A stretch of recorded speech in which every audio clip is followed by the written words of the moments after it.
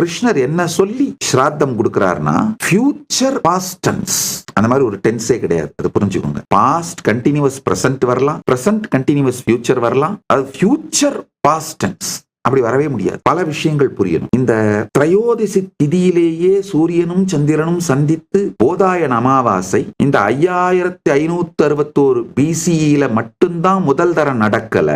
பல நூறாயிரம் கோடி ஆண்டுகளுக்கு முன்பு ஏற்கனவே நிகழ்ந்திருக்கின்றது. பல நூறாயிரம் கோடி ஆண்டுகளுக்கு பின்பும் நிகழப்போகின்றது. ஏன்னா காலம் சைக்கிள். ஏஐல உட்கார்ந்து ஏஜிஐ மூலமா ரிசர்ச் பண்ணீங்கன்னா எக்ஸாக்டா சொல்லும். இந்த 5561 BCE நடந்த போதாயன அமாவாசை ஏற்கனவே நிகழ்ந்திருக்கிறதுன்னு சொல்லிடும். இதுக்கு மேல பலாயிரம் கோடி 100,000 ஆண்டுகளுக்கு பிறகு எப்போ இதே போதாயன அமாவாசை முதல் முறையா நடக்க போகுது அப்படின்னு சொல்லிடும். கிருஷ்ணர் அந்த பாஸ்ட்ல தன்னுடைய எந்த இன்கார்னேஷனோ அந்த இன்கார்னேஷனாவும் மாறி இந்த வரப்போற ஃபியூச்சர் போதாயன அமாவாசையில எந்த இன்கார்னேஷனா இருக்க போறாரோ அந்த இன்கார்னேஷனாவும் மாறி ஒரே நேரத்துல இந்த மல்டிபிள் கிருஷ்ணாகா, பகுவச்சனத்திலே கிருஷ்ணாகா, அங்கு எங்கள் முன்னோர்களுக்கு ஸ்ராத்தம் கொடுக்கிறோம் அப்படின்னு கொடுக்கிறார். சூரியனும் சந்திரனும் நடுங்கி போய், கிருஷ்ணா என்ன பண்றீங்க, நீங்க யாருக்கு ஸ்ராத்தம் கொடுக்கறீங்களோ அதுல பல பேர் இன்னும் பிறக்கவே இல்லை,